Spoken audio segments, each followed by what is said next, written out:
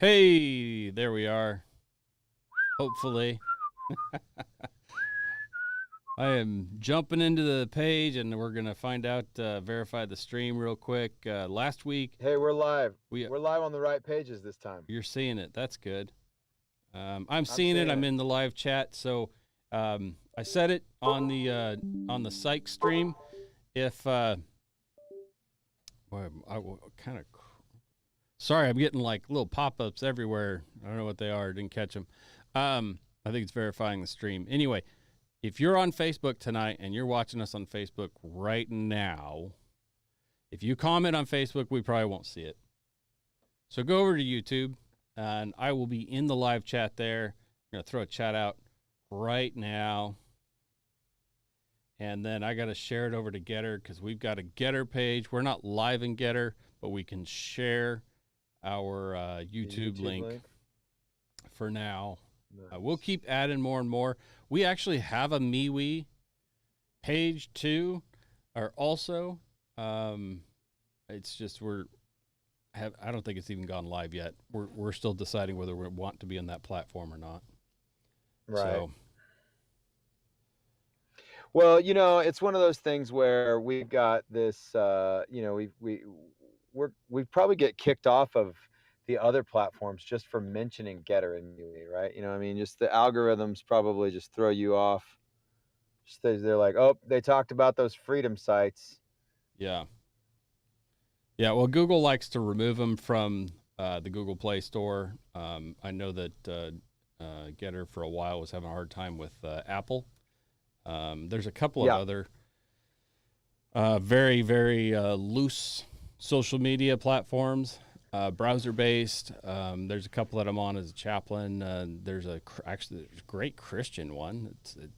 There's just no one there. It's hard to be a social media platform if nobody's there. So if it's not social, it's not very. You gotta social. have the social to be the social medias.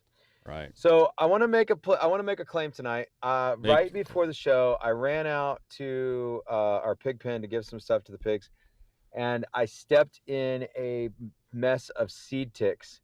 So if I'm itchy like a tweaker tonight, it's because I'm pretty sure that I've got 5,000 things crawling on me. I changed my clothes, I wiped down with alcohol, but it's kind of like when somebody mentions head lice, like we'll all be itching our heads now. Maybe not the real Phil because he doesn't have any hair. Well, maybe he'll itch his beard. But yeah, anyway, I am so I've just kind of got that feeling like, so if I look like a tweaker tonight, I'm not. I promise. I have not taken up any tweaking. Need to take a bath in diatomaceous earth. Yeah, I need to go roll around in a little crushed seashells.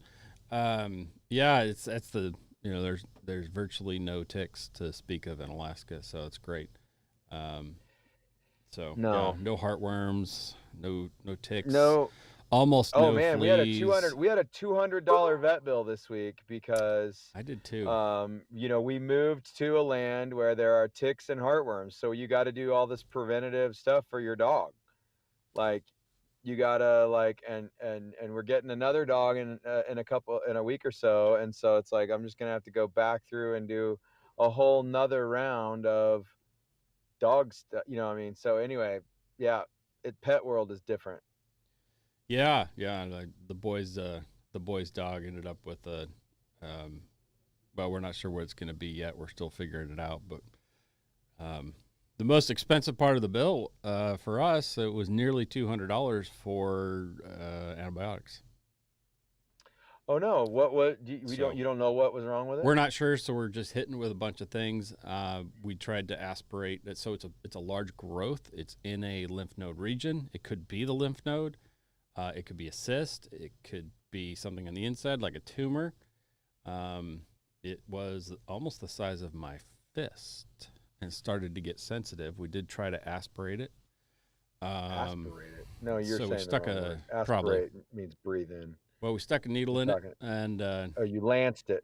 We didn't lance it. We just stuck a needle in and tried to pull some whatever was going to come out with a syringe. Yeah.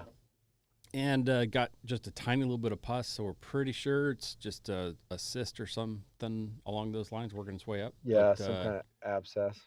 Anyway, I had been doing hot compresses and hot water soaks, Epsom salts. You know, the best thing to do with those deals is just wait for it to explode on its own so that it stinks. And I mean, you'll know when it happens because your house will smell like a smash bag of assholes. Like it's amazing. It's the worst so thing good. ever.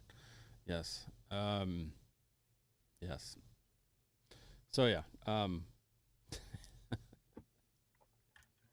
Pets. Hey, you got to prep for your pets, guys. Like, listen, this is a great reminder. You know, you guys are if you're putting up food like we're telling you to, better put up a couple extra months of dog food or you're going to be sharing your rice and beans with Fido. Yeah, well, and that's probably the direction we'll go anyway, is the dog will move to a people food diet. A lot of raw meats and fishes. But I was pretty bummed, man. I had the opportunity to pick up a Belgian Malinois this week, and 3-year-old female, super, super cool, family trained, and like ready to no security training, what's to speak of, but don't need a lot. Cool around other animals, chickens and things like that. Well, but cool we had a livestock guardian abnormal dog on schedule, so we made a commitment to get that dog, and so no Belgian for me, but I want one bad. Yeah. Belgians are a handful, that's for sure. Yeah, that's what you've said. It can be. Usually are. You know, that actually gives us a good opportunity to slingshot talking about Belgians. We should just slingshot into if you guys didn't see the video about security failures by John Lovell this week, the Warrior Poets Society, you should absolutely go check it out. You know, John's an amazing guy. He's a Christian, he's a Jesus follower, Bible study leader, missionary, but he's also one of the foremost firearms instructors in the country, and he's a former Ranger. He's a very high-speed combat veteran, and so he teaches this stuff. He's a former door kicker. Yep. Yeah, he's a former door kicker. I mean, he's got lots of security mindedness. Well, he had a major security breach at his farm. I believe they live in Georgia, and he was down at the barn working with his chickens, and all of a sudden his little boy, who I think is like 8, something like that, was calling out, "Dad, there's a man on the porch and he's having a heat stroke." And of course, John was like, "A man on the porch," and so anyway, I'm not going to try to relive the whole video, but basically the punchline of it was he needs to do more training with his kids, which I think all of us probably need to do more training with our kids. Yes. And he needed to come up with another system for his chickens so that he didn't have to lock up his Belgian Malinois called, what did they call her? The Constable. Yeah. They call her the Constable because evidently she has all the powers of the dark side. She is full of hate for anything that is not her family, which I think is rad. And evidently she really hates the chickens except how they taste, is how John put it. So so he locks her up when he's working with the chickens. And now no longer does the Constable get locked up. The chickens have to have another system because the dog must be free to guard the home. Yeah, and it is cheaper to replace a lot of chickens than it is to replace a good Malinois. So that is true. That sucks. Anyway, it was a happy ending story. You should all go watch the video. He ended up taking the guy to the hospital. The guy was ODing on meth. He was not saved having his life. Stroke. Go watch the video. I believe it's just called Security Fails. It's the most recent Warrior Poets Society video on YouTube. Very worth watching. It's a great thought experiment. I mean, like, did it reveal any weaknesses in your security setup, Phil? Sort of. I do have some perimeter warning devices that are silent alarms, and since relocating, I've not set those up again. So Yeah, it got me thinking about that. Um, I have a system of I'm trying to remember what the network is that they run on, but they're silent infrared based, and they set off a remote, which you could either carry or have around in the house, and it tells you which alarm has tripped silently if you want Oh, it that's to, great. or it can let off a noise. So, and of course, I have a Now, whole bunch of like tripwire are those linked based. to the internet, or is that a They're standard? Is not. that a It's its standalone own. system? Nope, it's its own. I mean, it's prone to jamming. If somebody is coming in, so like experienced CERT teams, door breachers, a lot of those guys have jamming devices for those things now. They can jam your cell phone so you can't set somebody off. Can't call for help. Right, there are things like that that exist, and I believe that those are impacted as well. But Got it.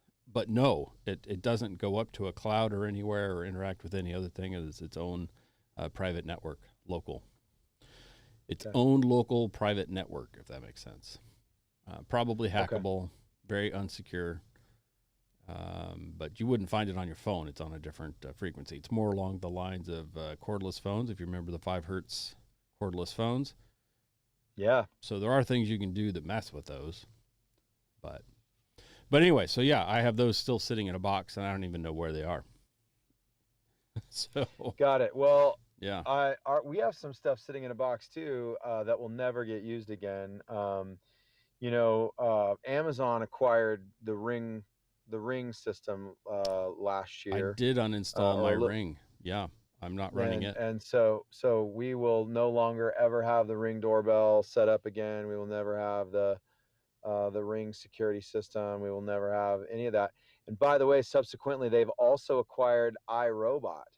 So not only do they have access to all the surveillance system that you have if you have a Ring, they have a thorough map of your home because your iRobot vacuum Vacuum cleaner cleaner. has mapped out your home and uploaded that to Amazon servers, which, by the way, they also hold the CIA, the NSA's, all of their servers coexist on Amazon. I mean, I'm sure there's no cross pollination. I'm sure they're not giving any information whatsoever. I'm sure the CIA and NSA would never do anything illegal or bad and never access any of that data. I'm positive that we have nothing to worry about, but I Mm-hmm. will never install any of those things in my home again. And I will never have an iRobot ever, period.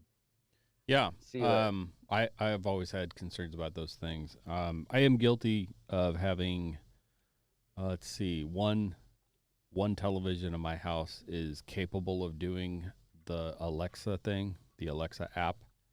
Oh, yeah. I have not set it up, but the second that you connect it to your Amazon Prime account to watch movies, it's set up. It's listening. So it's the one in my bedroom, so they can enjoy that all they want. I don't care. Yep.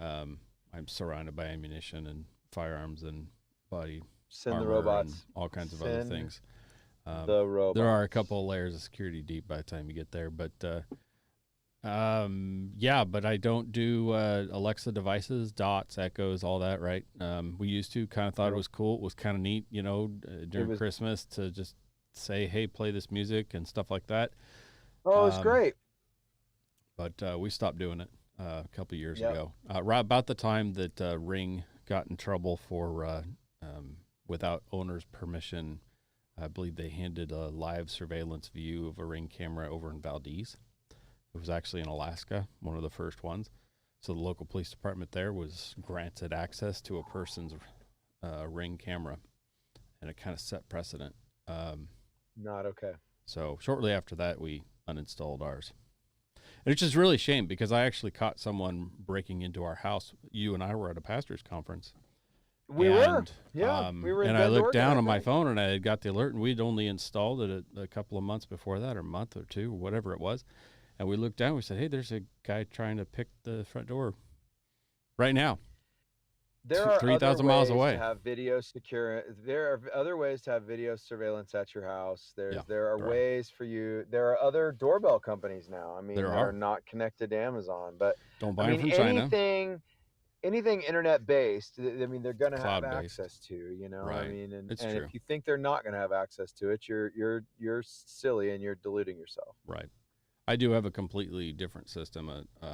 that we run in our commercial locations, and I'm not even going to mention the brand, but they're a very well-known security camera company, and there is some cloud-based stuff, and I get alerts on my phone and alarms and all that, and I can connect it to police departments, but I don't. So I will be the I got to tell you, monitoring just company. the information state and the intel. We talk about OPSEC. We talk about the fact that I don't. I'll mention that we live in Missouri. I don't talk about what town we're in. I Right. mean, like that kind of thing.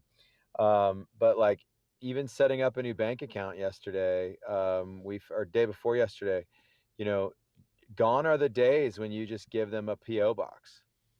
Like Yeah. they have to have a physical address. With proof. And if you would like for your mail to go to a PO box, you can.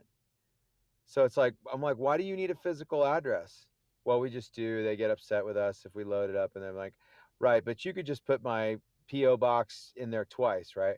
Well, actually, I'll get written up and get disciplined if I do that. And so that's when I called my buddy and I was like, hey, but like after my account is established and everything's done, Once they have it though. you're Right? gonna be able to go back in and delete that stuff, right? And he's like, yeah, I'll handle that. I'm like, okay, cool. Yeah. But then it's already in the system. It's already the people who want to know already know. We have I have some very practical solutions to some of those things, and that's bunker talk for me. Okay, we'll talk about that in the bunker. But yeah, so if anybody in the public show is not aware of just how many things you have to give a physical address for and proof of that address, as in a utility bill with your name on it, that sort of a thing, it's pretty eye opening.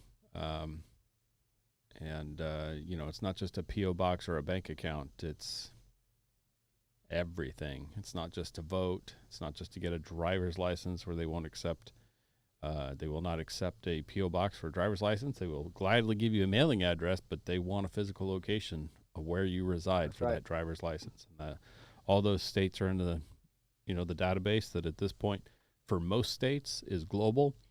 And the few states that are not global, it's certainly across the country. So, yep.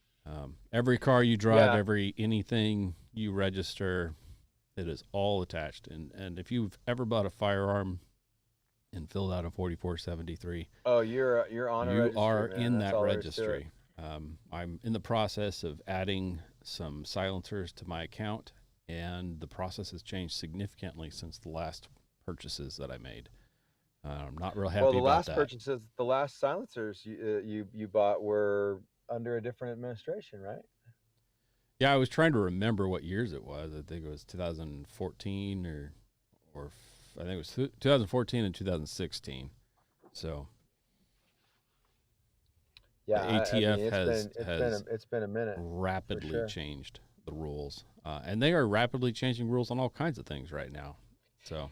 And by the way, if any of you were ever walking around, or any of you ever had any family members that were like, they're never going to knock on your door to take your guns away. I've had it happen to friends. It's happening right now. It is. The ATF is absolutely walking onto people's property right now. Right now they're looking for the FRTs, the forced reset triggers. Yep. Or not binary, binary trigger. There's certain ones, yeah. Basically, and they have the ones that have just the trigger spring, parts, right? Just the parts, yeah, are a machine gun. Right. Not if you install them into a weapon. If you have them in your house. If you have one, the little the little arch, the trigger, and the components that are attached to it, that is a machine gun according to the latest. AFT. And they are going door to door collecting those components and any guns that they are attached to. Well, I was going to say, it's happening. The process right now. is, for some people, it is nice like that. For other people, it's, hey, my bank account doesn't work. Yep. And somebody broke in to my house last night, and then they're telling you why they did it and what they did. And the bank account thing is, we'll unleash this bank account when you turn those items in. Yep. They're holding people hostage because they don't want you to be able to afford a lawyer to fight it. Yep, that's right. So congratulations if you don't have enough cash, precious metals, or otherwise liquidable assets on hand. You will either comply or die trying, I guess. We are only holding the amount of the amount of money in our bank that to pay for bills. Like Yeah, 1 or everything 2 months else is bills. going That's to all I stay keep. 100% liquid. I mean, like we will be doing a deposit and essentially a withdrawal every month. Like that's just all there is to it. We Of will which not be storing. they are turning us in to the IRS for doing that. That's actively happening because that's just what's happening now. That's what's required. But the good news Now is there's a couple I will million tell of you us that across the world doing it. So I've been told by multiple banking people that they are not complying as of now. There are a lot of national banks, the big boys, Bank of America, you know, those big chains, Chase, they're yeah, going to comply with the feds all day long. yeah. The smaller branch banks, credit unions, those guys, they're still fighting this, and they are not so yet. Supposedly, that It doesn't mean that depends. the government That's a just doesn't bank to have bank decision. carte blanche access to their systems. Right. Yeah. So, Anyway, be advised. Be advised. act accordingly to figure out where your line is. Figure out just how much of this is worth it to you, because there's a cost associated with taking these sorts of actions that are deemed as terroristic actions. They have decided You're an extremist if you don't keep your money in the we're bank. extremists for doing this. You're an extremist if you hoard a lot of toilet paper. If you have more than what you need for a week, well, why aren't you sharing that? Why did you buy so Your much? fair share. Yeah. But who defines fair share? Well, the same people that argue the tiniest and stupidest things on Facebook. Believe me. Yeah. I was listening to I think it was a Charlie Kirk video where he was like, look, the difference between capitalism and socialism is we want to be left alone to do what we want. Socialism can exist inside of a capitalistic system, but capitalism cannot exist in a socialist system because they will always exert their will upon you, and you must conform to them.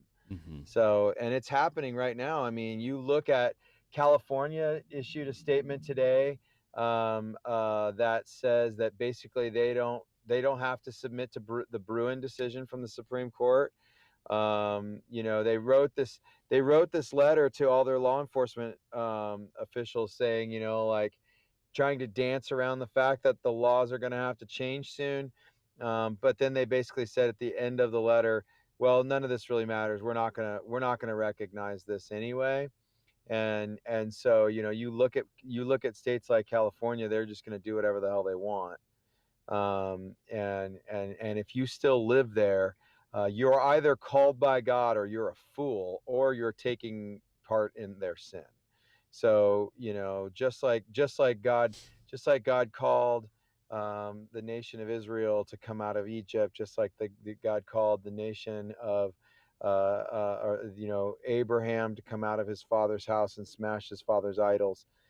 It's time to smash some idols and get to another place. Yeah.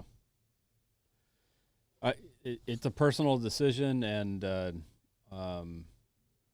I think that actually leads us into the next segment that we wanted to talk about. We talked about it last week, but how do you know when it's time to go, and how do you know once you've gone? How do you link up with other people? So, if you would remember early Christian lore, you probably know more about this than I do, and maybe you can sort of fill in the blanks here. But do you remember? I need to interrupt you. I'm about to have to move. I'm parked on a friend's piece of property. He doesn't know that I'm here. Oh. And Is he there's a pointing a very gun at you large yet? tractor approaching. So I apologize. I'm gonna have to probably mute myself. I want you to tell your story.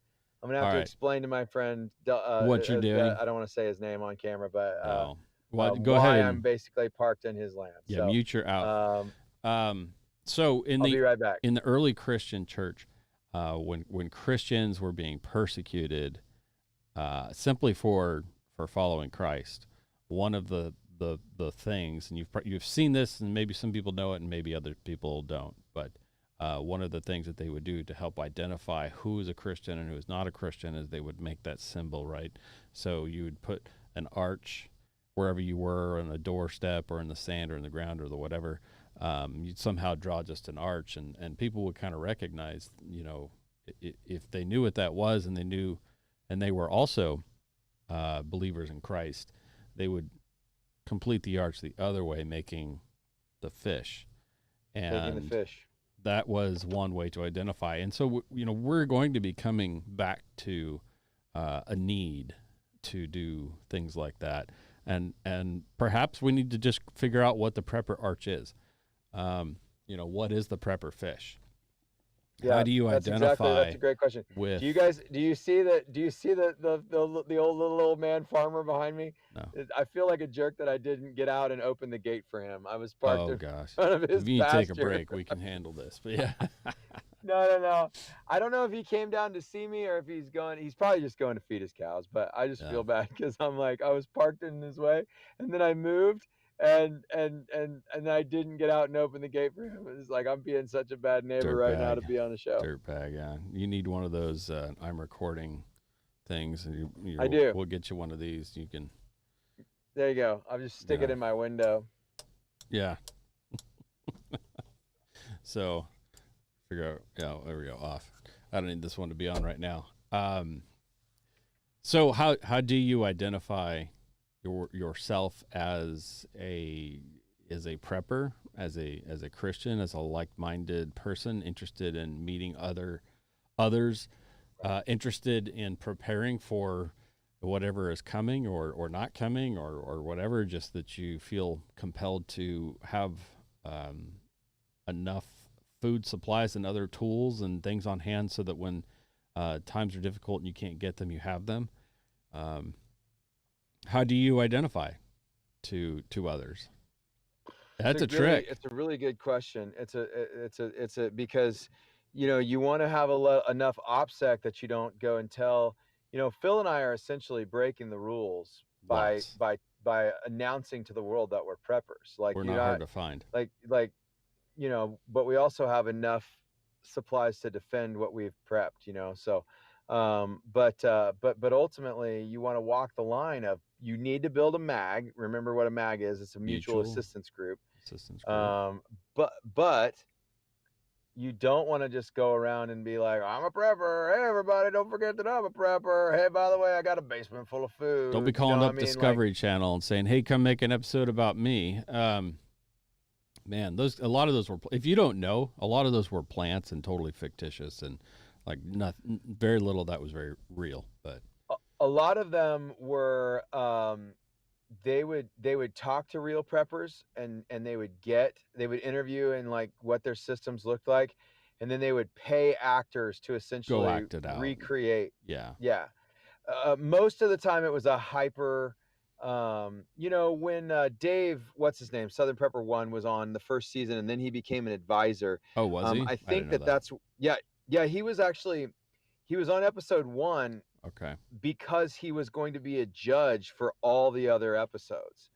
So he was one of the, at the end of the episode, they'd be like, our evaluators think that you don't have enough water, and all this stuff is great, but you'll die, 3 days into this because you don't have enough water. It's starting to come back to me now that you're saying this. He was one of the guys that came up with that score. He was one of the experts. He was one you. of the experts. Yeah. But they did change it later down the road to protect OPSEC for people who were on the show, that they would essentially do a dramatization.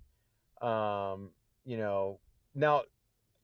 I think what Dave said one time when I was listening to him on a podcast, that essentially there was like one real family per episode, and the one real family was generally the crazy people who you looked at and went, you people are stupid, and they were dumb enough to broadcast to the world what they were doing. The guys making their own body armor out of paper mache and stuff like that. Yeah. Yeah, there you go. Yeah, we've seen those guys. Yeah. Yeah, there were, I mean, there was one guy early on. I was watching some of the early episodes a week or so ago. There was a guy who owned a big, gigantic ranch in Northern California. He was real, and he had these spider holes all over his property that he was like, if my ranch ever gets taken, I'm going to hide in a spider hole, and then I'm going to come back in the middle of the night and take it back. And it's like, except now everybody knows that you have Good spider luck. holes everywhere, you weirdo. Good luck, buddy. Yeah. Okay. He was an SF guy, though. So, I mean, he probably was a super badass. And maybe he thought the whole thing was a joke, or he lost a bet, and it was better than donating to Clinton's campaign or something. Evan. Yeah. So, one of the things that you do first of all, right, to identify is you start. Maybe you're in similar places. So, I've noticed that a good place to find people that have the similar beliefs to me can be in faith-based organizations, right? So there you go. Go to church.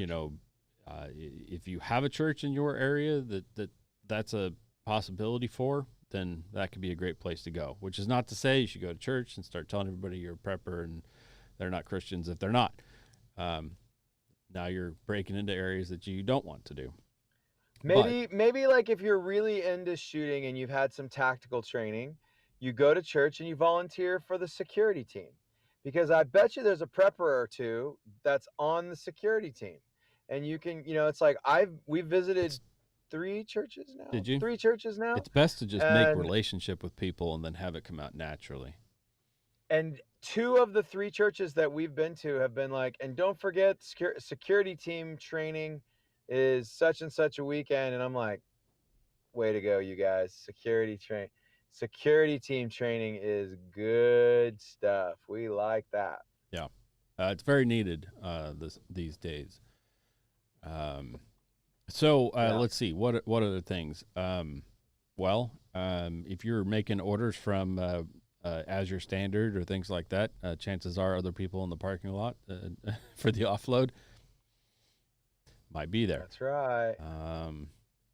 There are, let's see. So what else? I guess I would probably start with your neighbors, right? You really, really want to be close to the people who are physically located close to you. Yep. So having some relationship with them, you need to know whether they are some sort of liberal nutbag crazies, and you're going to figure that out when you break bread or see all the stickers on their car. They're driving a Prius or something like that. That's a good indicator. That's right. To give them a circle, and I would start mapping out yardages at their property, get you a field of fire thing going. Right. Go the other way, go around them, meet your neighbors. But be hesitant who you bring over to your house, right? Don't let them into your circle. Right. It's okay to have block parties and group parties and do outdoor things. But I wouldn't let anybody in the house. When somebody gets sick or whatever and you want to bring them food, I either make food or I buy food. I don't give them some jars or something from my pantry. Right?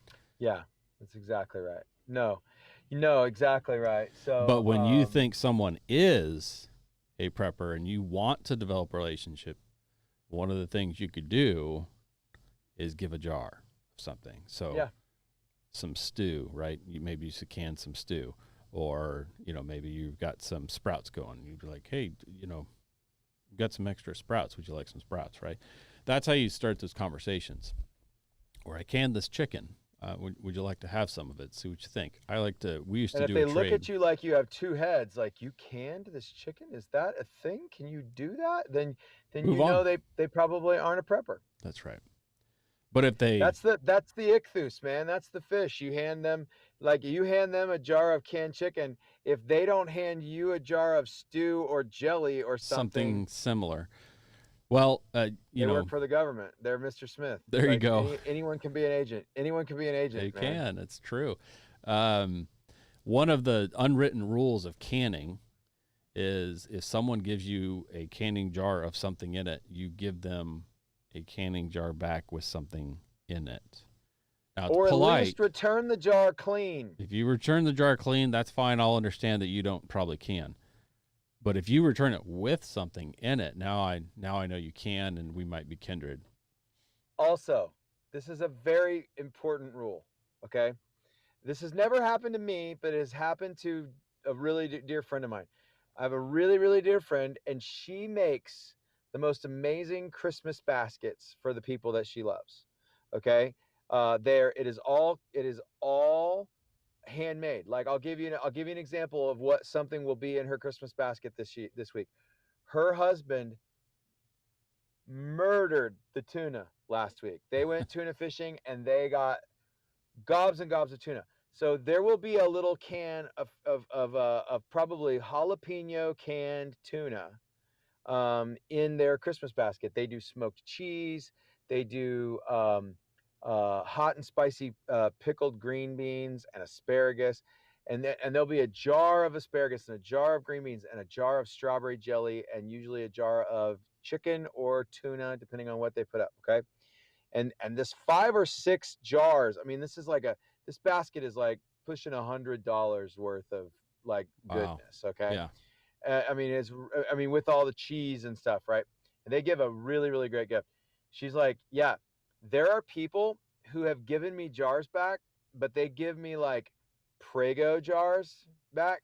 They don't even give me my jars back. Yeah. They just give me like something else out of their pantry. Jars. Yeah. She's like, those people don't get they don't get baskets That's anymore. Funny. I was like, way to go. That's awesome. Like, yeah, you know who's dumb at that point for sure. Yeah. Now I jar stuff in those jars, but I wouldn't give them. I wouldn't give those to people. I probably wouldn't give it away. You know, I'm messing with your brightness here. I'm just giving you some extra light here, opening some exposure. Oh, thanks, man. Yeah, no worries. If somebody really can't see the real Kirk, I'll do more. So let me know.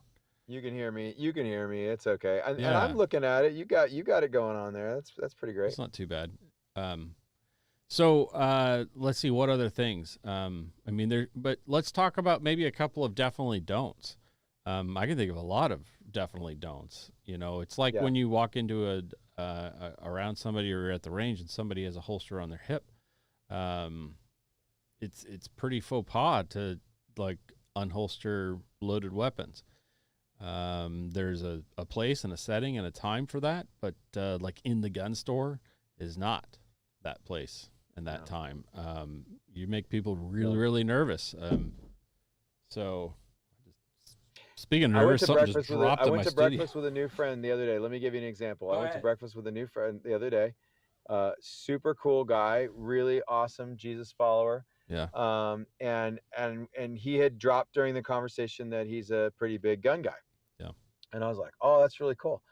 And I was like, well, what's your favorite gun? And he was just like, and he started telling me about the gun on his hip. And he's like, well, the gun that I'm carrying right now is my favorite gun. And he tells me about it. He did not pull it out of his pants in the restaurant. Right. He told me about it. He let me know that he's carrying a weapon. You know, later on, we left breakfast. We both went to a feed store, and he like, you know, indicated, you know, like parking lot to his hip, like he didn't take it out of his pants. Yeah. You know, and I have been with people, mostly elderly people, some folks maybe battling with a little bit of stuff, you know. I've had it happen with the older generation for sure.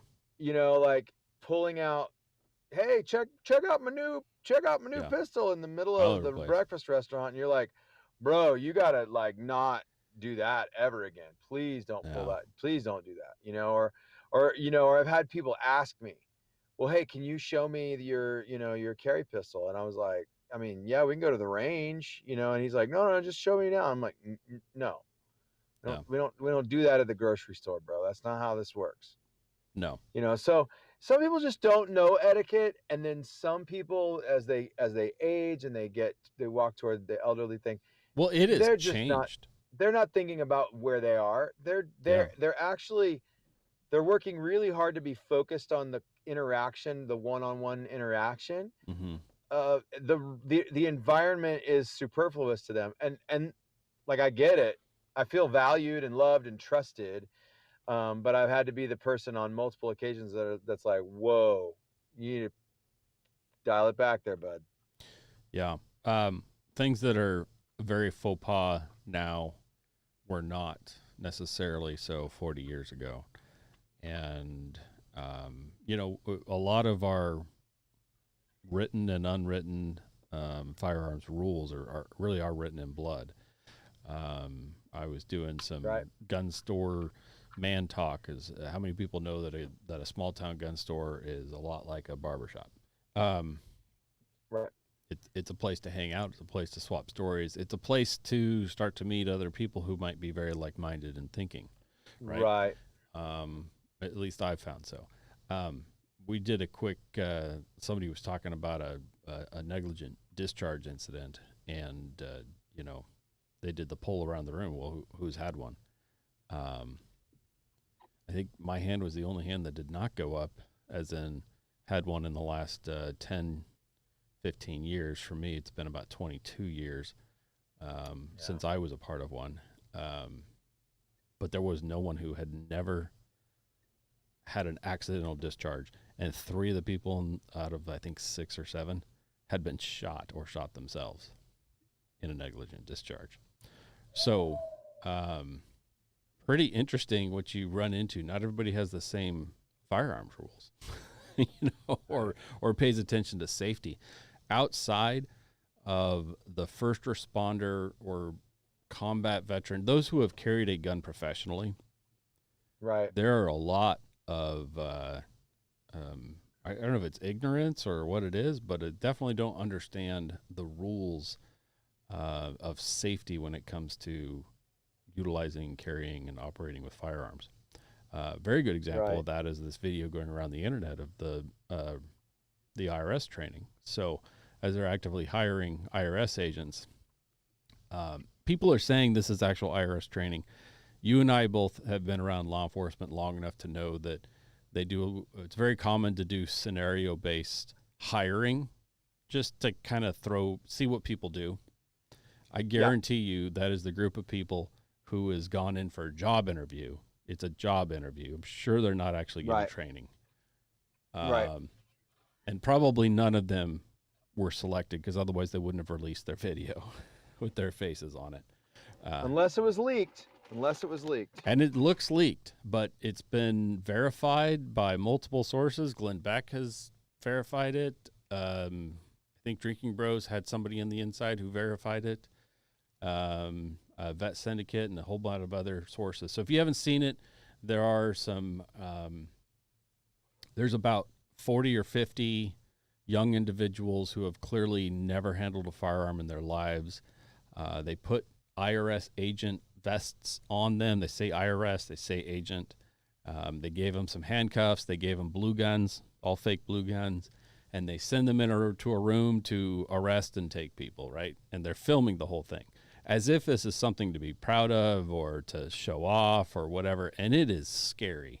It is absolutely scary. If they were real guns, there'd be multiple people dead. They have no clue what they're doing. It's dangerous.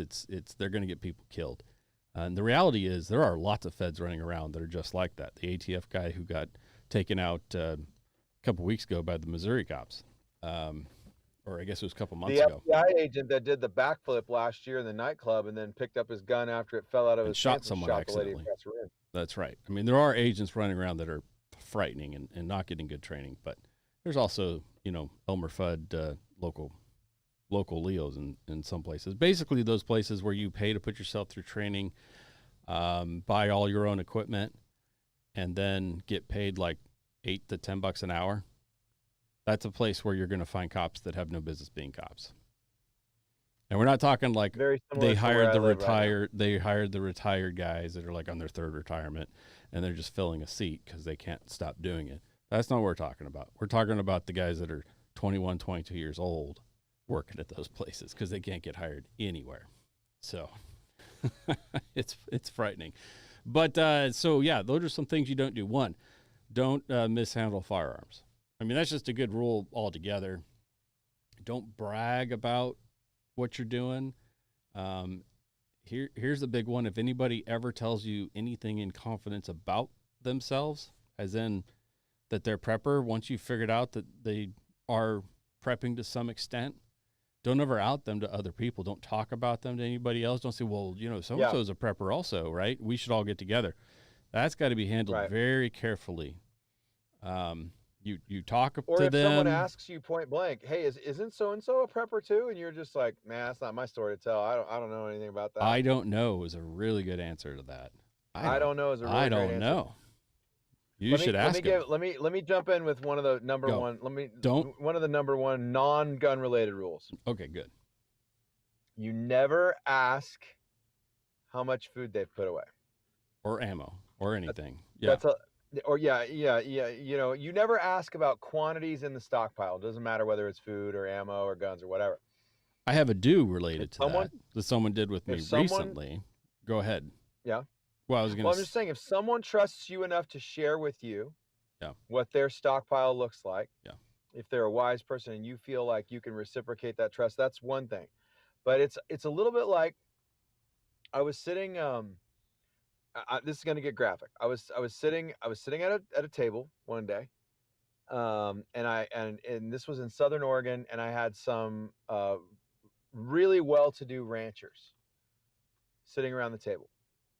And I'm a pastor, and I would go and help them. I would help do preg checks on their cattle. I would help go do vaccination days on their cattle, and really enjoyed it. And I was sitting there, and someone at the table said, so how big is your ranch? How many acres do you own? How many head do you have? And how many head of cattle do you guys run? Big no. And I've asked the how many head of cattle, when you're standing there until you're taught helping do vaccinations and when you're deworming there and stuff. That's okay. That's fine. That's different. You're there helping, but sitting around a table at a restaurant outside. Yeah. You listen. This was the answer. The one of the old timers, and I won't mention his name, but he's one of my dear friends, and he's an old timer, and I absolutely love it. He's also the same guy that if he took you to lunch and you ordered a chicken sandwich, he would not buy your lunch. Because he's a true beef cow. Because he's like, I'm a beef rancher. I don't pay for chickens, and I was like, that's awesome. Copy that. But I will say this: I got invited to cook for his ranch on multiple occasions, and he was always like, any chance you could do any of that barbecue chicken? He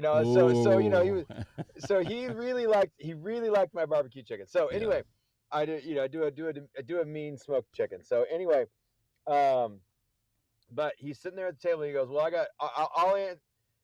I will answer your question if you'll answer two of mine. And the kid was like, okay. He goes, how much money's in your bank account right now? And the kid was like, what? And he goes, yeah, how much money is in your bank account right now? Yeah. He goes, you know what? Never mind. Don't answer that. Do me a favor. How big is your dick?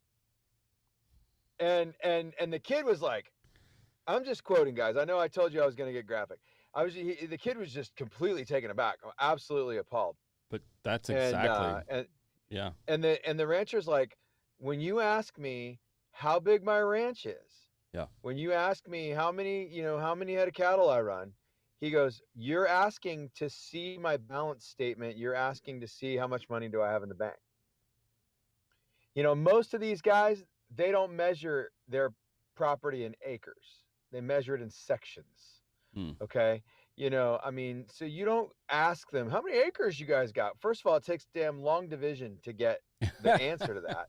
And second of all, and they're usually complex leases associated with them too. But shared grounds. And are you talking about the land that Dad bought, or the land that Grandpa bought, or the land that's in the trust, or the land that I own?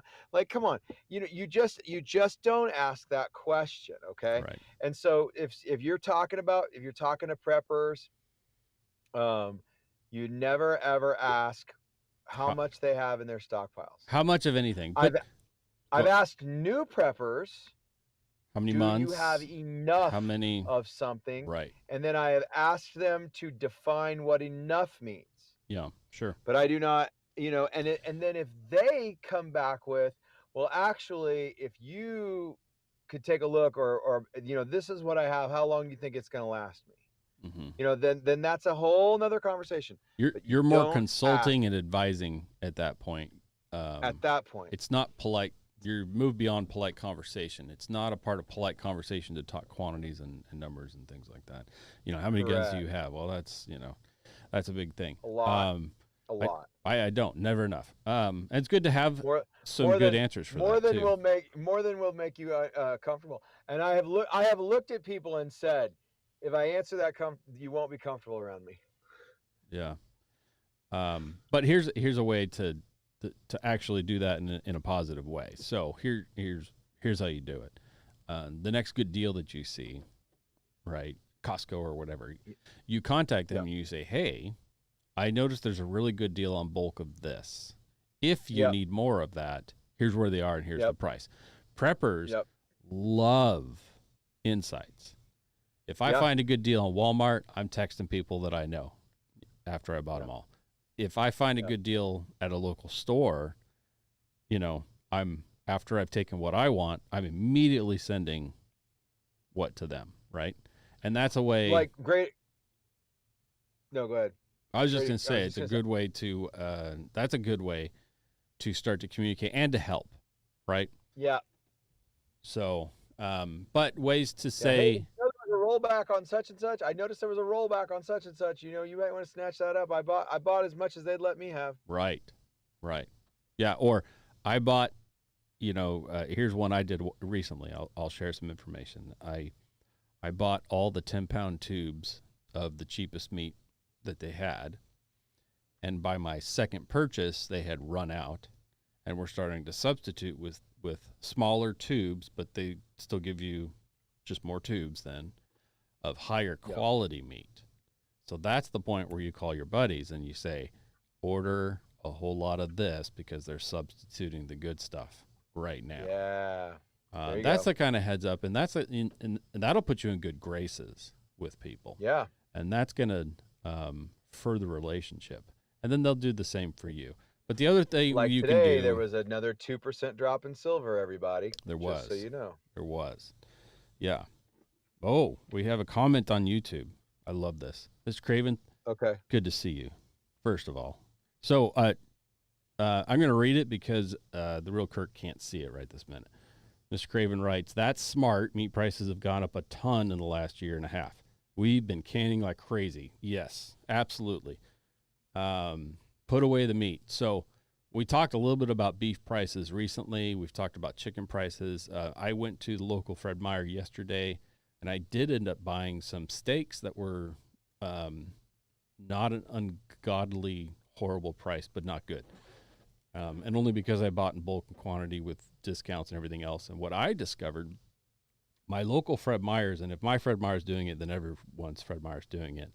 The third Thursday of every month is 10% off for military veterans with ID cards. I had no idea, and it just happened to be there. She saw a shirt I was wearing and said, are you a veteran? Because we do 10% off for veterans. I was like, wow. So that was a pretty significant additional discount for us. I was only buying coupon items anyway. So I think we spent $300 and saved just shy of $200 in savings, according to the ticket, But I'm still finding some things available, but there was not meat, and chicken was between $6 and $10 a pound for chicken with bones, not like chicken nice, clean chicken breasts, half chickens. Couldn't find any whole chickens. Bacon was no less than, I think it was $18 a pound. Pretty significant expenses. I didn't even look at the beef. There was some beef on sale. I think it was 73%, right? So the nasty stuff that's not real great. The cheap stuff that comes from China in a tube. That was, I might get it wrong. So I just remember looking at it and saying that is nowhere near the price point that I would buy. And that is somewhere about $7 or $8 a pound in bulk. Right. So anyway, but band together, work with other people, help you other people. Not everybody needs to know what you have. It's enough just to say, do you have what you need? Is there anything that you're Right. shy of that I can be on the lookout for? Right. So when I'm going shopping or looking around, is there anything in particular you'd like me to keep my eye open for you? Yep.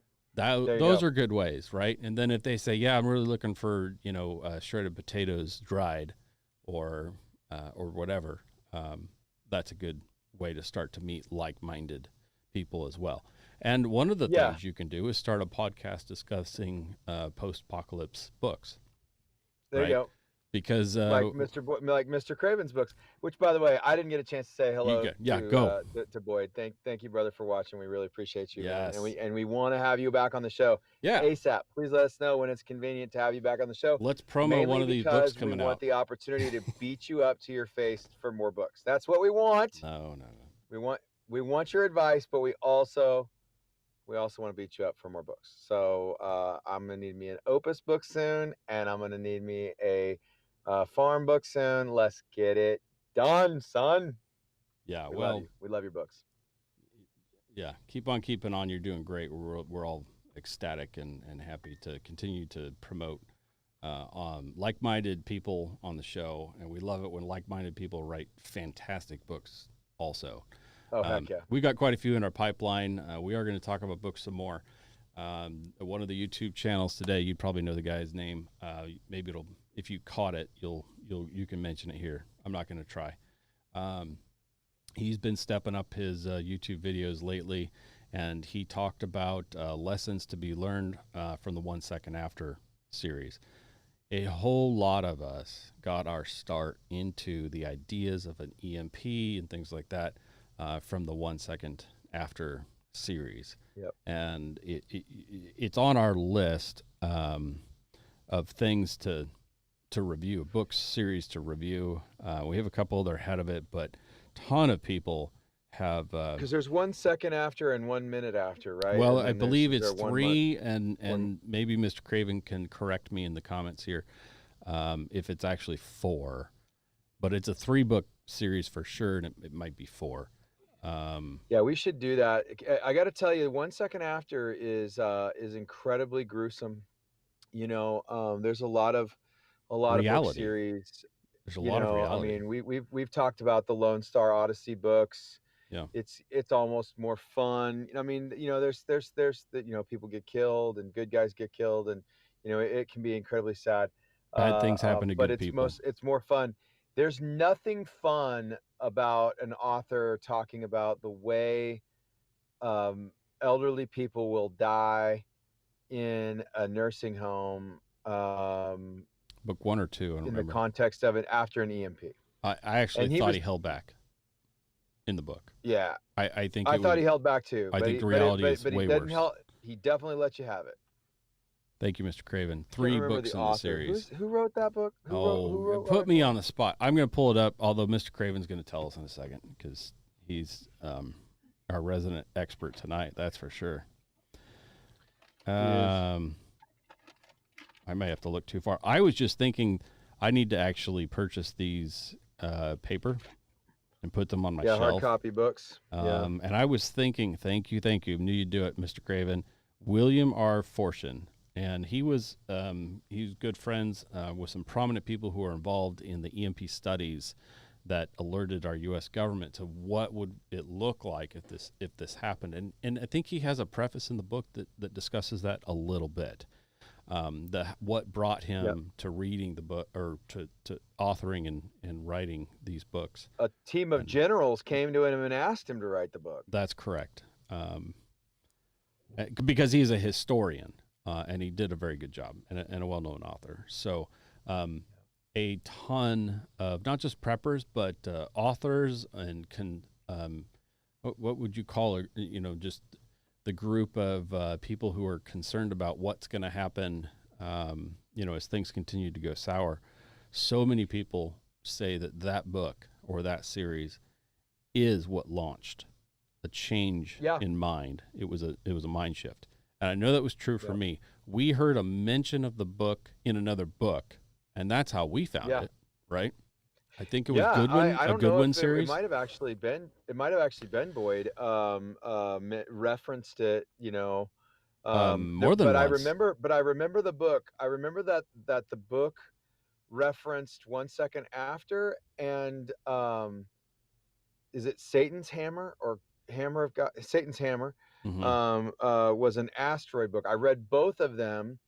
The Satan's Hammer, the asteroid one. I mean, it was decent. It wasn't anything that we would take the time to review on the show. Yeah. But it's not nearly as good as Boyd stuff. But I will say this: 1 second after it it wrecked me. Like it brought Hmm. me to tears. Yeah.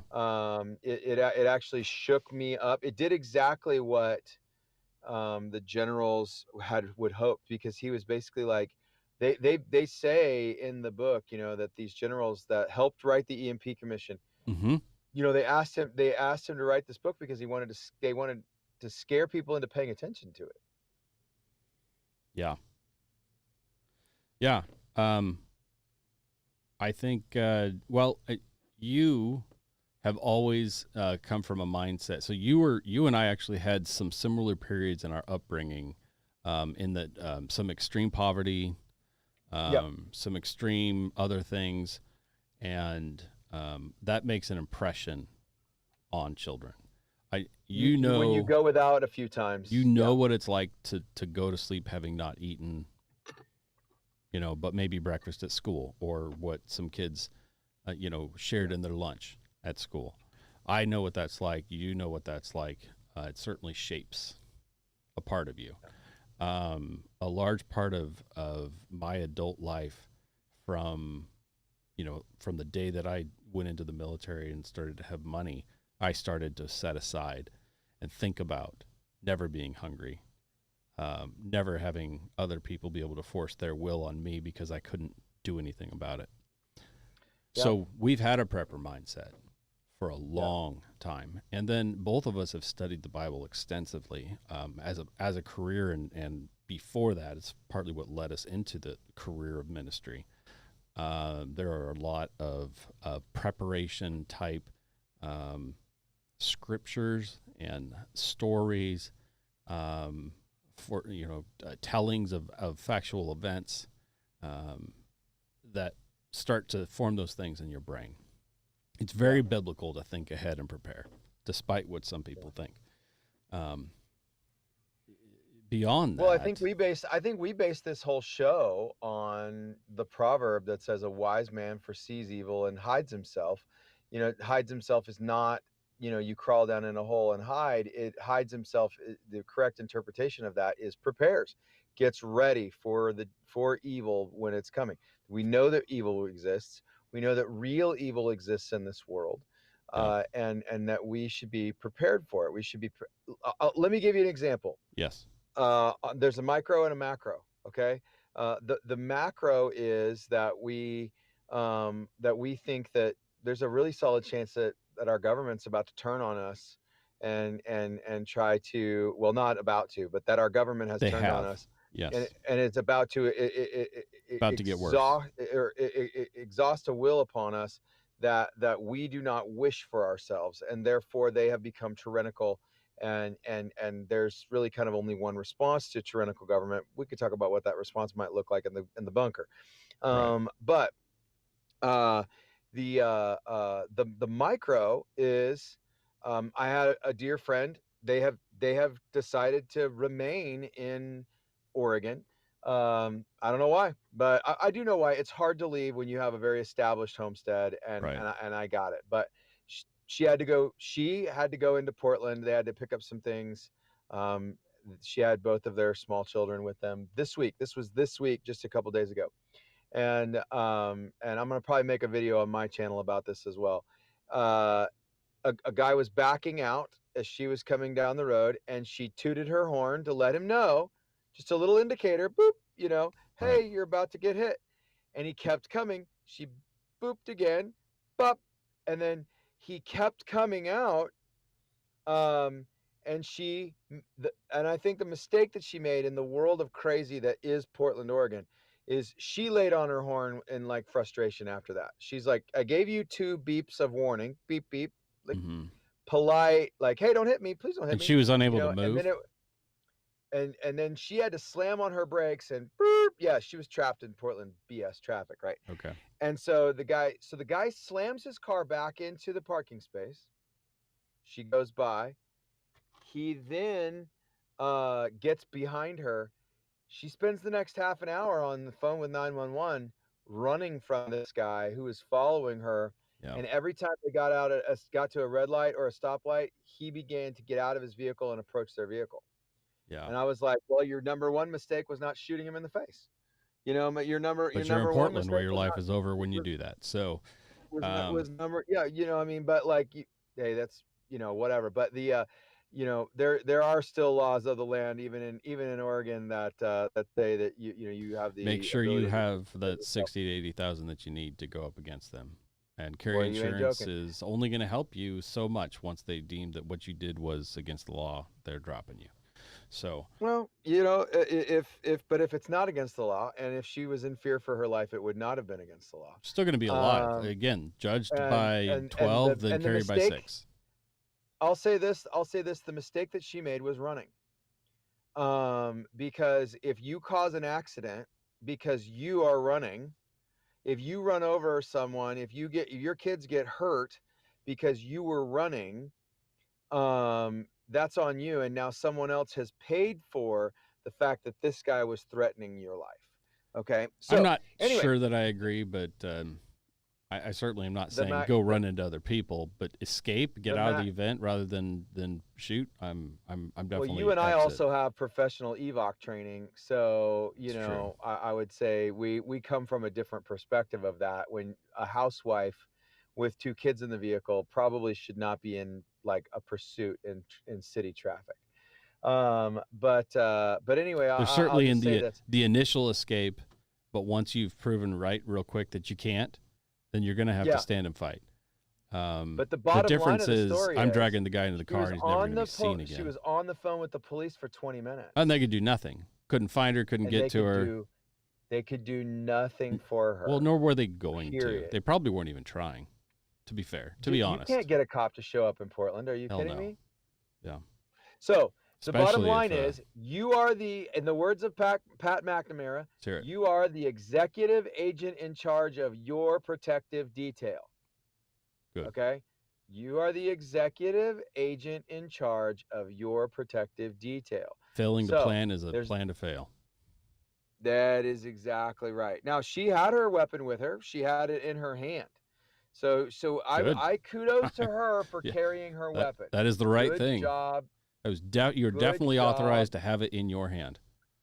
Do not go to Portland without being armed, or any major city Do these not days. go to And if Portland. that major city seeks to disarm you, why are you going to that city? Don't. I've got no business being in Chicago. None Hell no. whatsoever. I got no business being in any place in New Jersey. I got no business being in New York City. Oh, but I want to go see the musicals. Well, guess what? There are other places the musicals go to. Go see the musicals on the Broadway Touring Company. There are cities that do not seek to disarm you if you want to go to the musical.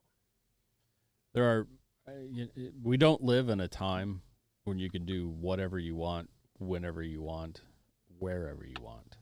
I realize that a lot of us have grown up in a time where we essentially could.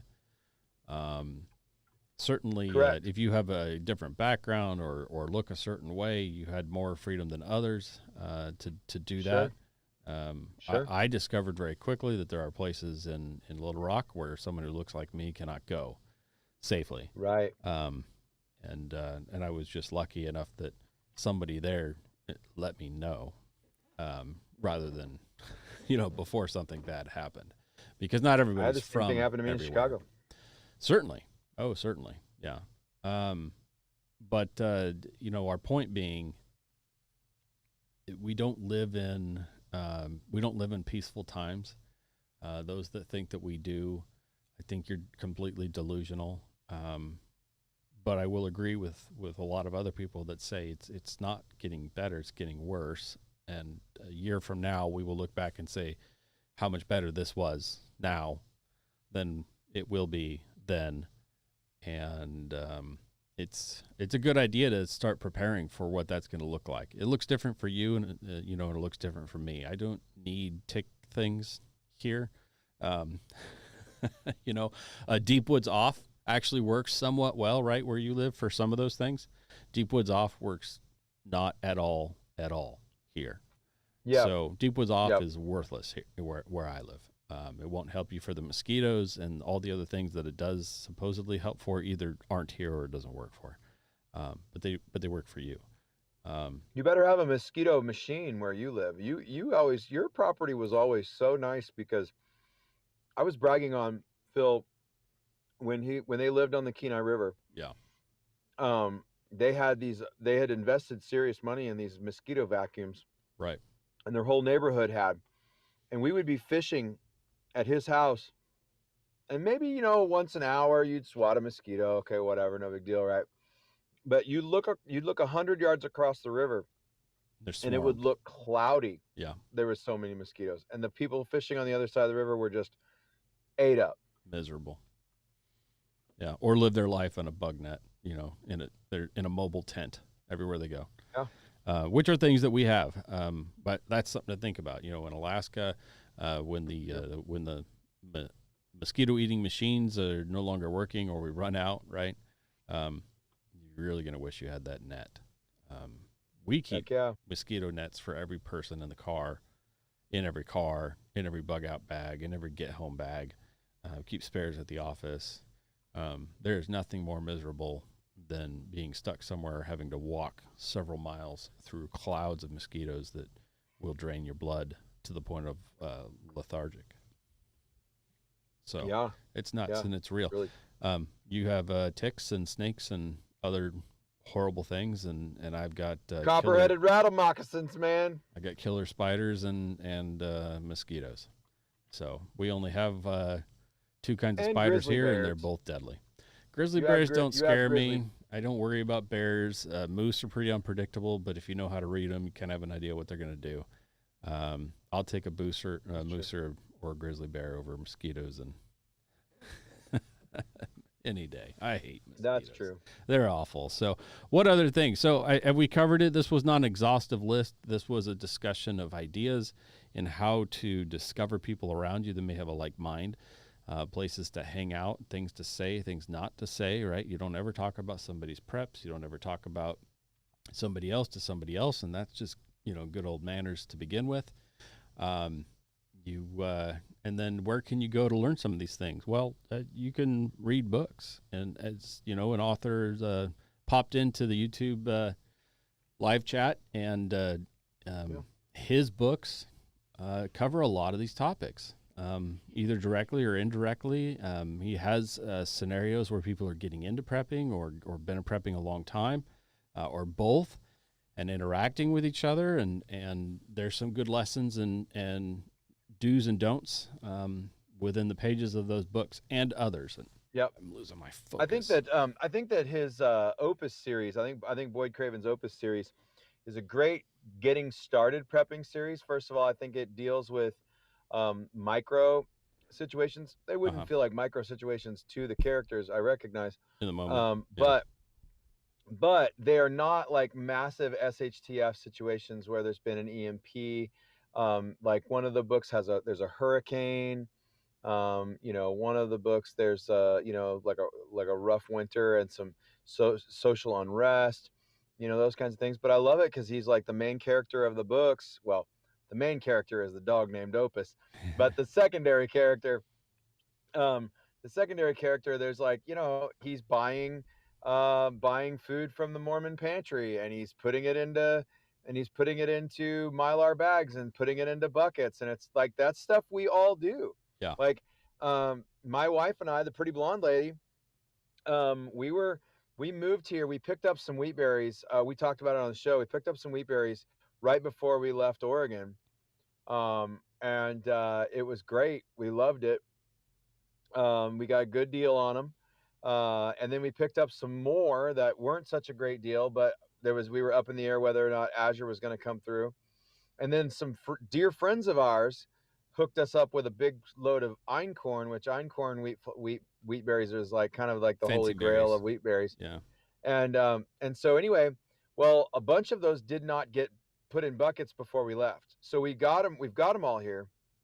We got a lot of. We had probably, I'm going to estimate 200 pounds of wheat berries in boxes that were their original shipping boxes, stacked up in an extra bedroom that we've been using as kind of a storage place. And my wife saw some evidence of a mouse last Oh. week. And so we stopped everything. We Yeah. stopped procrastinating. We busted those boxes open, inspected everything. Thankfully, none of the boxes had been penetrated. And we Mylar bagged everything, and we put all of them and all of those Mylar bags in food grade buckets. Yeah. I have Because that's the only way to stop that. I have a pretty significant cache of supplies in similar fashion that were acquired on the fly as things were becoming scarce a couple of months ago, and in similar fashion, they're waiting to be processed for their forever home. I like to do it in the dead of winter if I can, because when it's -20 outside, there's some extra things that you can do. You know, your Yep. multi-day hard freeze that kills everything Yep. is a great way to do it. There's just Really no great way moisture. to do There's it. no moisture in the air, so you're able to pack things away with practically zero humidity. It's Yep. just a great time to put things away Yep. for the long haul. But you know, I have the convenience that the location I'm storing those in right now is in a pretty temperature controlled environment. It's right at 50 degrees, which is kind of the danger zone for food storage, except dried grains and things like that'll be fine. Yeah. Oh, dried grains love that 50-degree area. Like Yeah, that's a great area for them, especially if it's pretty climate controlled. fairly climate controlled. So, but yeah, there's all things to do and catch up on, and there never seems to be an end to the processing and putting away, and you know, that's the life that I remember as a grandchild. You know, my grandparents and their hobby farm, and it was kind of everything in a season, and there always seems to be a hustle for something. You know, if it wasn't the orchard or the garden or the fishing or the chickens or the firewood or the snow, there's just always something to be done.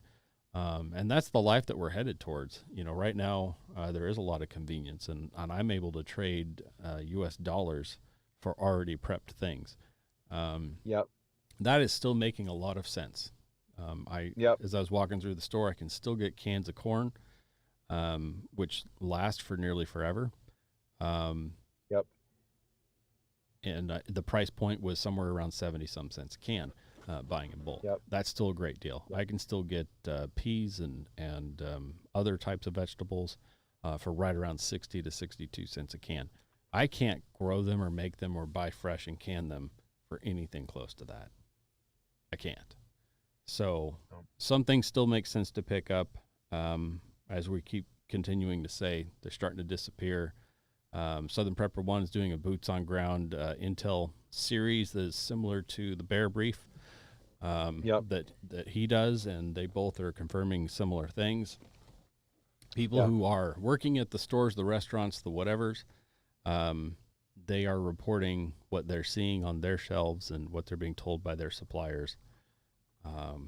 And the reality is, it is coming. Shortages are here and real, and if you haven't seen it yet, you're lucky. You will, because they're here. Is it too late? I don't think so, but it's certainly more expensive today than it was last year. Yep. And it's more That's expensive than 2 years ago. Yep. There's almost, as bad as it is now, what is your alternative? Doing nothing? Well, and you know, so you look at what we're doing, and you can watch on the Free State Homestead. You know that I try to put out a video every Sunday. This last week landed on Monday. Talking about the systems that we're building. This last weekend was the ultimate pest-proof chicken brooder. Yeah. And so like, just give you a little bit of insight, of something we'll talk about coming down the road on that channel, is that brooder was perfect for keeping out pests. But we had a leak in the barn 2 nights ago, and those chickens got wet, and so they were 4 days late going from the brooder to the chicken tractor. Mm-hmm. And that was on me because we had some thunderstorms, we had some busyness, and I didn't get the chicken tractor finished. Okay, had all the supplies sitting there, I just couldn't get it finished. And then those chickens got wet. Well, I had to go to Kansas yesterday to go pick up a big mower for my dad. Well, when I got home, I didn't get to go have fun. It's funny. It's like, teaching a kid. Uh, I had plans to go on a bike ride and go swimming with some friends. I know I sound like I'm 12. Well, guess what I didn't do last night? I didn't do a bike ride and I didn't go swimming. I worked till almost 9 o'clock last night, finished the chicken tractor, got all those chickens moved. And I am really happy to say we still have not lost a single chicken. We have 51 chickens in that box, or 52 chickens in that box right now. And I'm really, really excited. But I'll tell you what, when you're seeing $6 and $7 a pound chicken, bone-in chicken, when you're seeing pastured poultry start selling online for $25 to $35 a bird, for one whole chicken, Crazy. it's terrifying. It is terrifying to look at the potential of losing 50 birds. So you work until you pass out. Yeah. Well, we got all of them moved. We got all of them dry, and now they're kicking it. They're eating bugs, not drugs, and they're on fresh green grass. And tomorrow they'll get a brand new paddock, or they'll get a brand new section of grass, I should say. And then my dad was really, really worried about predation. In fact, it was really funny. If you saw me grinning a second ago, probably the largest possum I've ever seen just walked by the truck. Like, I mean, it was just, nice. It was gigantic. It looked like one of the ROUSs from The Princess Bride. Like, it was just like, just bopping down this fence line that I'm sitting next to. Nice. And so I don't think my dad was wrong. We had a lot of predators in Oregon, and I never lost a single bird in a chicken tractor like what we have to a predator. But we got possums, raccoons, coyotes, foxes. We got a lot. So what I did today was I put those little, because we're very committed to not lose these birds. Okay, so you invest a lot of money building systems to make sure that I don't lose these birds. And now I have the system in place so that I won't lose the next batch of birds either, which will be here next Friday. So Right. Another 50 meat birds come next Friday. They'll go into the ultimate chicken brooder. Okay. But let me say it this way. So I put these little insulators all the way around the base of this chicken tractor. Then I ran a hot line of electric fence all the way around the base of the chicken tractor. And I didn't ground it to the ground. I ground it to the wire of the chicken, the half-inch by half-inch square hardware cloth. So because any predator will have to touch both the wire and the mesh. So the chickens are at no danger of getting shocked. Right. Not that it would really bother them. If they bump into the wire mesh, they can't get shocked because the hot wire is on the outside of the unit. Yeah. I'm really excited about it, and I just sat a small solar-powered battery on top, so it's activated. completely mobile. You don't have to restake it in the ground I don't have to restake. I don't have to rewire. I'm gonna just drag that thing tomorrow. I'll move it, and it'll be super duper rad. The only thing I'll have to do is I'll have to get the youngling, the man cub, will have to go to the back of it, and he'll have to tap on the back wall to scare them forward so I don't run over any chickens when I move it. But ultimately, you guys, you have to protect your systems. Okay, you have to protect your food store. So whether you're protecting your stored grain or you're protecting your livestock, you got to protect your livestock. You know what I mean? So a full-grown cow is not all that susceptible in Missouri to predation. Now we are starting to get some bears, and you could lose a full-grown cow to neighbor to dogs a black bear. are probably your biggest threat. But yeah. Yep, that's exactly right. I've seen neighborhood dogs do a lot of damage to livestock, cows and milk milk cows are a little bit more susceptible. They get attacked in their udder, those kinds of things. Beef cows, they pretty much just stomp anything into pudding, but they can get run into the fences and cut up and, that kind of thing. So, but I don't have the ability to do beef right now. I have a half a beef ordered. We're getting a half a beef in a couple weeks that I'm splitting with a dear friend who wants to stock his freezer, right? But right now, what's going in the freezer? Zucchini. A lot of zucchini is getting grated up, and the moisture is getting pressed out of it. Vacuum sealed. We eat a lot of zucchini fritters because I can't eat a lot of bread due to the weight loss program. So, so we make zucchini fritters, which is a scrambled egg, Parmesan cheese, salt, pepper, and shredded zucchini. Well, it works great with frozen zucchini. In fact, it actually works a little better because frozen zucchini, it's easier to squeeze the moisture out of it. It's already been flash fried or flash frozen once, right? So exactly. And so we're really excited about it. So there's a lot of stuff going in the freezer right now. Yeah, a lot of things being frozen, but we also have enough cans. We have enough jars that if the grid goes down and we have to take everything out of the freezer, it's going to go into it can go into cans in the matter of a few days. Yeah. Same spot. I've got enough propane to run the stoves to do it. We've pared way down, and we've also located our food into 3 different locations, which is something we've been working on.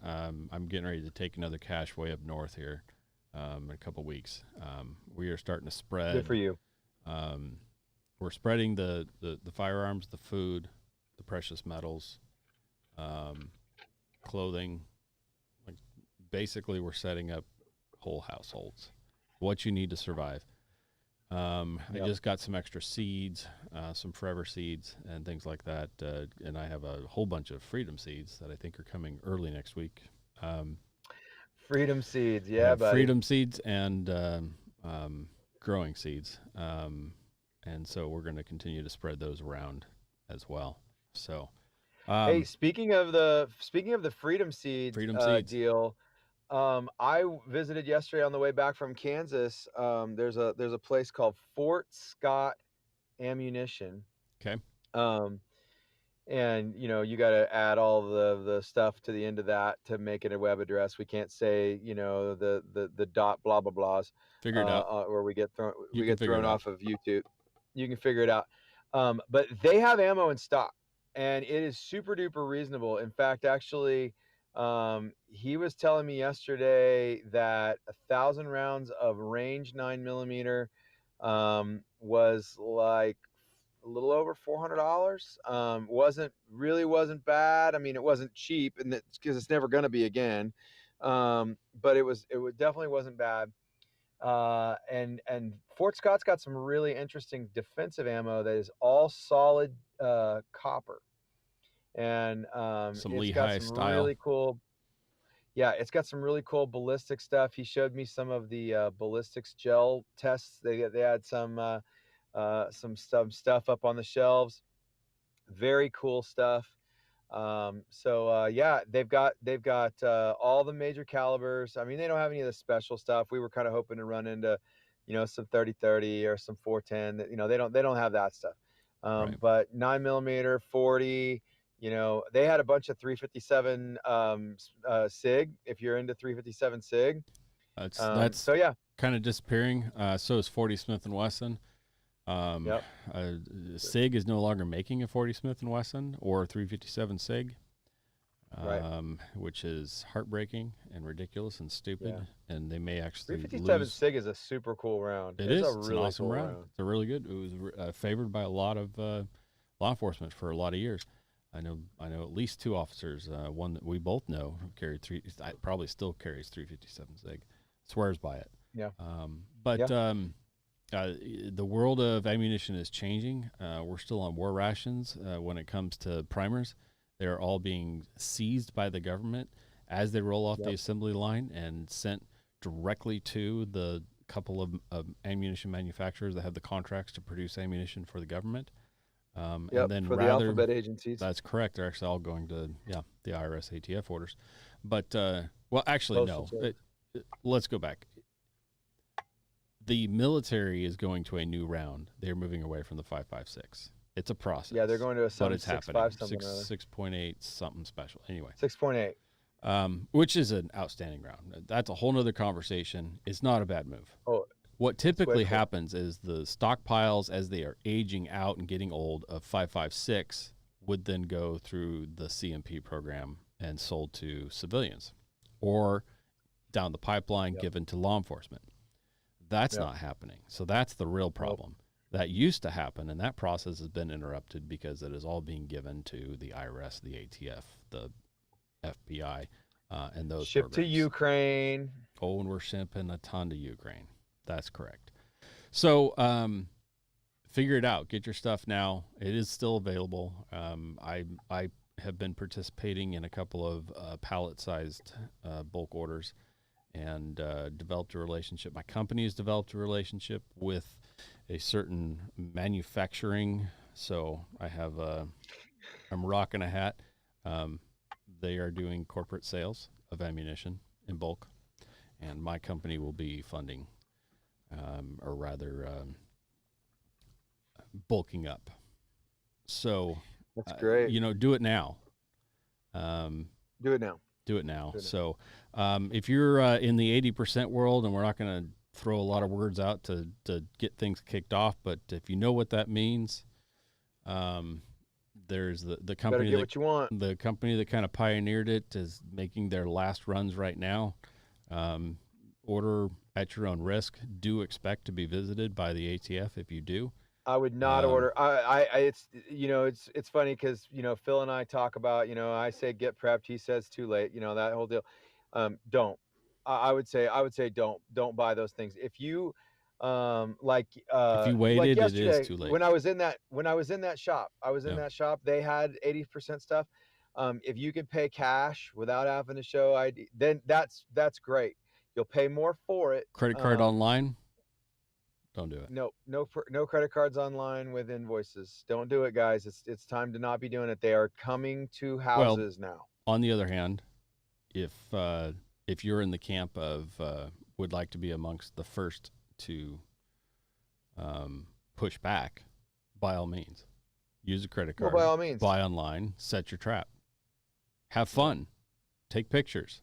Let the rest of us know. We'll revel behind you and maybe even join. I'm thinking it is about time for us to stop being reactionary and start being a little proactive. So that's enough of that. The rest of that goes into the bunker.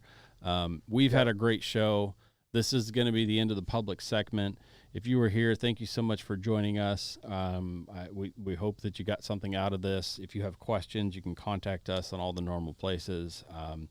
In the words of Louder with Crowder, hey YouTube, piss off. Piss off, indeed. Piss off, indeed. No. If you don't know, Louder with Crowder was kicked off YouTube this week again. So again, was it this week again? I yes. didn't know he got kicked off again. Well, it's so good timing. Yeah, I think it was about 2 days ago. So they had the Arizona governor-elect and on the show, and they never let that air and gave them a 2-week suspension for having her. Just being on the show. She did win the election. So with that, get prepped. It's probably too late, but